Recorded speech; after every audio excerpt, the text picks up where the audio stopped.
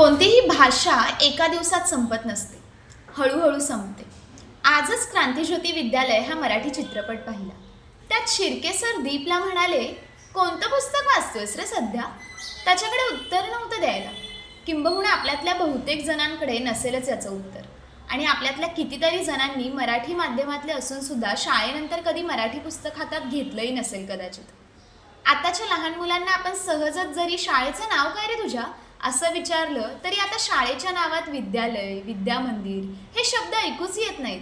ऐकायला मिळतं फक्त समथिंग समथिंग इंटरनॅशनल स्कूल. आपल्या लहानपणी ह ल शिक्षकांसारखा काढायला आला की कौतुक वाटायचं.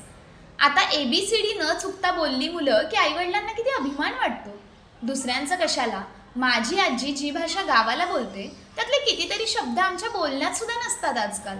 मग आपल्या पुढच्या पिढीमध्ये कुठून येतील ना ते? आपण पैसा, संपत्ती तर देऊच आपल्या मुलांना, पण आपली इतकी श्रीमंत भाषा जर त्यांच्यापर्यंत पोहोचली नाही तर काहीच फायदा नाही आपण मराठी माध्यमातून शिकल्याचा.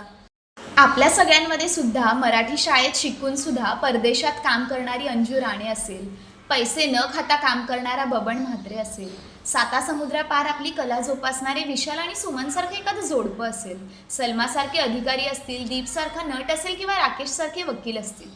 आपल्यातलंच कोणीतरी कदाचित उद्या शिर्के सर किंवा नार्वेकर बाई बनतील. मराठी भाषेला आपण आपली आई म्हणतो आणि मला नाही वाटत कोणत्या आईला आपलं लेकरू मागे राहावं असं वाटत असेल.